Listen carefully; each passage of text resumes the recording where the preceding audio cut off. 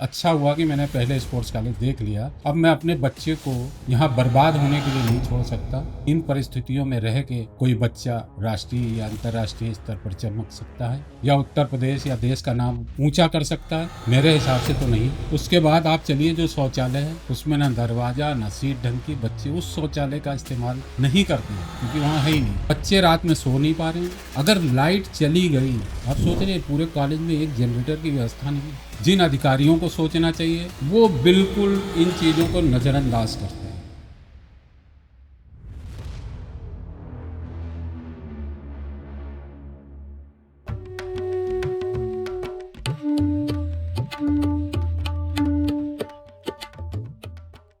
नमस्कार साथियों, the Dhoni show में आपका एक बार फिर स्वागत है। आप इस शो के जरिए खेलों पर आप कार्यक्रम देखते हैं। अभी तक हम आपके सामने एक पॉडकास्ट ला रहे थे, फिर बीच में कुछ खबरें और कुछ मुद्दों पे बातचीत हो रही थी। आज हम एक नई पहल कर रहे हैं जिसमें हम खेलों की तो बात करेंगे और खेल के पीछे के खेल की भी बात करेंगे। साथियों, उत्तर प्रदेश जनसंख्या के हिसाब से बहुत बड़ा राज्य है। देश के छोटे छोटे राज्य हरियाणा, पंजाब, केरल, जो उत्तर प्रदेश से भी जनसंख्या और क्षेत्रफल के हिसाब से भी बहुत छोटे हैं। अगर हम उनके खेलों का स्तर देखें, उनके खिलाड़ियों का स्तर देखें तो वो बहुत आगे हैं। उत्तर प्रदेश से तो बहुत आगे। उत्तर प्रदेश कहाँ पे टिकता है, अगर इसकी आपको जानकारी लेनी है तो बहुत पीछे ना जाएं। अभी हाल में ही देखें, जो गोवा में राष्ट्रीय खेल हुए 2023 में, हम 12वें स्थान पर हैं। उत्तराखंड में जो राष्ट्रीय खेल हुए 2025 में, वहाँ हम खिसक कर 15वें स्थान पे आ गए। तो इससे आप अंदाज़ा लगा सकते हैं कि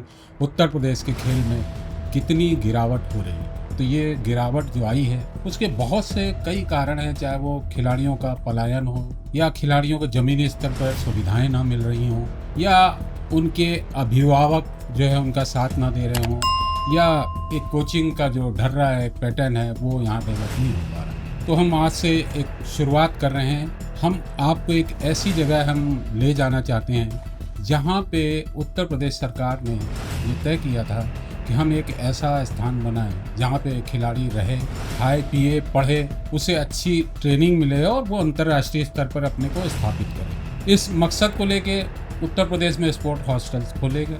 उसके पैरेलल, क्योंकि हम जब पढ़ाई की बात करते हैं तो हमें एक स्कूल भी खोलना पड़ता है। स्कूल खोलना होता तो एक संस्था या सोसाइटी का भी गठन होता है। तो उत्तर प्रदेश इस पे आगे बढ़ा, सोसाइटी बनाई, स्पोर्ट्स कॉलेज सोसाइटी लखनऊ में बनी 1975 में। मैं इससे पहले एक और बात बता दूं कि हम इस मुद्दे पे बातचीत करने के लिए क्यों आपके सामने आए।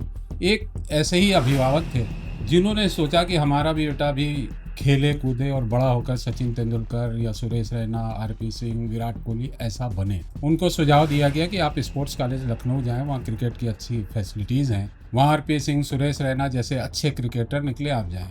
वो स्पोर्ट्स कॉलेज पहुँचे, जाके देखते हैं एक बड़ा सा गेट है, अंदर जाते हैं, उन्हें थोड़ा सा तो अच्छा लगा, लेकिन जब उन्होंने पूरा स्पोर्ट्स कॉलेज देखा वो दंग रह गए और बाहर निकल के उन्हें नमस्ते किया गेट को और बोले, अच्छा हुआ कि मैंने पहले स्पोर्ट्स कॉलेज देख लिया। अब मैं अपने बच्चे को यहाँ बर्बाद होने के लिए नहीं छोड़ सकता। इससे अच्छी सुविधाएं तो अनाथालय और रैन बसेरों में। ये मैं आपको हकीकत बता रहा हूँ। इसके बाद मैं खुद वहाँ पे जब गया तो जो हालत देखी आपको मैं बयान नहीं कर सकता।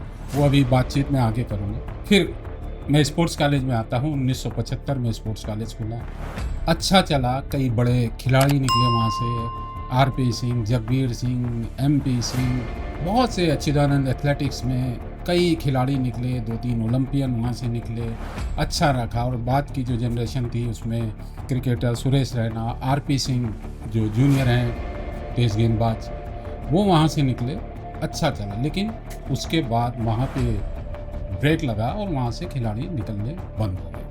क्यों बंद हुए ये आपको एक झांकी बजा दिखा रहा हूँ मैं। जैसे ही आप स्पोर्ट्स कॉलेज में घुसे, हाल क्या है स्पोर्ट्स कॉलेज का, आप ये जानिए कि स्पोर्ट्स कॉलेज में बच्चों के रहने के लिए एक डॉर्मेट्री है, हॉस्टल है, जहाँ पे बच्चे रहते हैं। मई या जून में उन बच्चों से ये कह के हॉस्टल खाली करा दिया गया कि इसका जीर्णोद्धार होना है, इसका रेनोवेशन होना है, इसकी मरम्मत होनी है, और वो बच्चे वहाँ से निकाल दिए जाते हैं।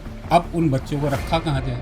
तो वही स्पोर्ट्स कॉलेज कैंपस में एक ध्यानचंद एस्ट्रोटर्फ हॉकी स्टेडियम है जिसमें स्टोर बने हुए हैं, और उन स्टोरों की हालत ऐसी है कि बताया नहीं जा सकता। उन स्टोरों को साफ करा के उन बच्चों को उसमें ठूंस दिया गया। अब तखत डाल दिए गए, बच्चे अपने गद्दा लाए, अपनी रजाई लाए, रख दिया। अब इस ठंड के समय में अगर आप वहाँ जाएं तो आपको कतई नहीं लगेगा कि ये वो जगह है जहाँ पे हम अपने बच्चों को स्पोर्ट्स कॉलेज में राष्ट्रीय और अंतर्राष्ट्रीय स्तर का खिलाड़ी बनाने के लिए भेजते हैं। उन जगह जब आप जाते हैं तो आपको एक मलिन बस्ती का नज़ारा मिलता है। दरवाजे हैं नहीं, खिड़कियाँ टूटी हैं, बच्चे अपने घर से लाए बोरी, चादर, जो भी होता है उसको किसी तरह वो उन्होंने खिड़कियों पे ढका, इससे कि हवा ना आए। अब आप सोच सकते हैं ना कितनी कड़ाके की ठंड, और ये ठंड में वो बच्चे वहाँ पे झेलते रहे। नहाने के लिए कुछ नहीं, कोई शौचालय नहीं। बाहर एक सीमेंट की टंकी है, वो भी मजदूरों के लिए बनाई गई थी, उसमें पानी भर दिया जाता था जिससे वो मसाला मोरंग जो बनाते वो पानी में इस्तेमाल होती थी। उसी टंकी में पानी भर दिया जाता, बच्चे खुले में नहाते हैं।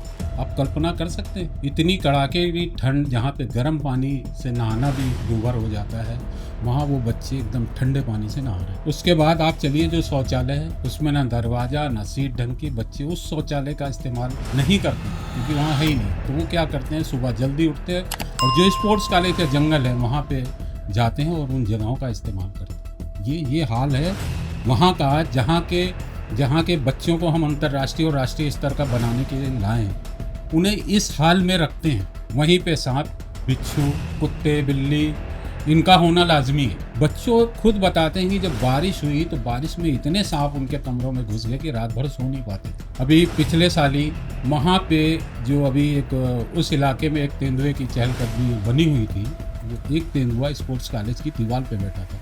उसका वीडियो वायरल हुआ, कोच ने बनाया, बच्चे कई दिन तक सहमे रहे, लेकिन वहाँ कोई देखने वाला नहीं है। यह है स्पोर्ट्स कॉलेज में जो बच्चे रहते हैं उनका हाल। आप सोच सकते हैं कि इन परिस्थितियों में रह के कोई बच्चा राष्ट्रीय या अंतर्राष्ट्रीय स्तर पर चमक सकता है या उत्तर प्रदेश या देश का नाम ऊंचा कर सकता है? मेरे हिसाब से तो नहीं। आप भी इसे सोचिए और गंभीरता से इस पे विचार करिए कि क्या ऐसा हो सकता है हमारे राज्य में, क्या ऐसा हो सकता है जहाँ की सरकार ये कहती है कि हम खिलाड़ियों के लिए बहुत कुछ करते हैं। लेकिन ठीक है, सरकार करती है, सरकार के पास बहुत पैसा है और बड़ी बड़ी योजनाएं सब करती है, लेकिन उन योजनाओं पे जिन्हें अमल करना है वो अधिकारी एक नंबर के लापरवाह है, उनसे कुछ नहीं होता। वो इस बारे में सोचते तक नहीं है, उन्हें ये तक नहीं पता है कि जिन बच्चों को हम ऐसे रहने को मजबूर कर रहे हैं क्या वो प्रैक्टिस कर सकते हैं। कई कोचों से बात कर चुका हूँ। अभी हमारे बीच में आए थे JS भाटिया जी, इंटरनेशनल कोच हैं, द्रोणाचार्य पुरस्कार से विजेता और कई बड़े खिलाड़ियों को निकाला। जब उनसे बात हुई तो उन्होंने ये बताया वो खिलाड़ी वही अपना 100% परफॉर्मेंस दे सकता है या प्रैक्टिस कर सकता है जिसकी एक रिकवरी बढ़िया। तो ये रिकवरी कैसे होती है? रिकवरी होती है कि आपको एक साउंड स्लीप 8 घंटे की कम से कम होनी चाहिए। उसके बाद उसके लिए आपको खुराक अच्छी होनी चाहिए। उसके बाद आपको एक कूल और आसान जीवन होना चाहिए जिससे आप ये रिकवरी है। अब होता क्या है, बच्चे रात में सो नहीं पा रहे हैं। अगर लाइट चली गई, आप सोच रहे हैं पूरे कॉलेज में एक जनरेटर की व्यवस्था नहीं है, बच्चे रात में वहीं बाहर आके बैठ जाते हैं क्योंकि लाइट है नहीं, अंदर सो नहीं सकते। गर्मी का हाल ये होता है कि इतने मोटे मोटे मच्छर वहाँ पे होते हैं, क्योंकि स्टेडियम के नीचे, सीढ़ियों के नीचे वो स्टोर बने जिनमें वो रह रहे हैं, इतनी गर्मी होती है कि ऐसा लगता है कि हम भाड़ में रह रहे हैं। ये हालत। तो जब हम प्रैक्टिस करें, कोच तो अपना पूरा शेड्यूल कराता है, वो कराएगा, लेकिन कोच को ये पता ही नहीं होता है कि बच्चों की रिकवरी है कि नहीं है। अब जो बच्चा रात सुबह प्रैक्टिस करके गया, दिन में वो सो नहीं पा रहा है, शाम की प्रैक्टिस करके गया तो रात को सो नहीं पा रहा है, उसे ठीक से खाना नहीं मिल रहा है, ना उसे रेस्ट मिल रहा है, तो वो क्या करेगा? महीना 2 महीना वो किसी तरह चलाएगा, प्रैक्टिस होगी उसकी, बस उसके बाद बीमार पड़ेगा, अनफिट होगा, चोटिल होगा और उसका एक करियर दांव पे लगा होता है। कैसे करेगा प्रैक्टिस? और जिन्हें सोचना चाहिए, जिन अधिकारियों को सोचना चाहिए, वो बिल्कुल इन चीज़ों को नज़रअंदाज करें। प्रिंसिपल साहब आएंगे जो वहाँ देखेंगे अपना ऑफिस वर्क निपटाया, ये निपटाया, उधर का काम निपटाया और किनारे चले। बच्चे क्या कर रहे हैं उनसे कुछ लेना देना नहीं, वो किस हाल में रह रहे हैं कुछ लेना देना नहीं। ये है स्पोर्ट्स कॉलेज का हाल। ये सिर्फ एक मैं बच्चों का बता रहा हूँ। आप जहाँ पे भी स्पोर्ट्स कॉलेज में जाएंगे आपको एक नई समस्या आपको इस तरह की मिलती है। तो ये बात थी खिलाड़ियों के रहने की। मेरे ख्याल से जो अपने बच्चे को खिलाड़ी बनाने का सपना देख रहे हैं उनके लिए ये दृश्य डरावने भी हो सकते हैं। आपने देखा। इस बार इतना ही। अगली बार हम फिर एक नई समस्या के साथ फिर मिलते हैं आपसे। नमस्कार।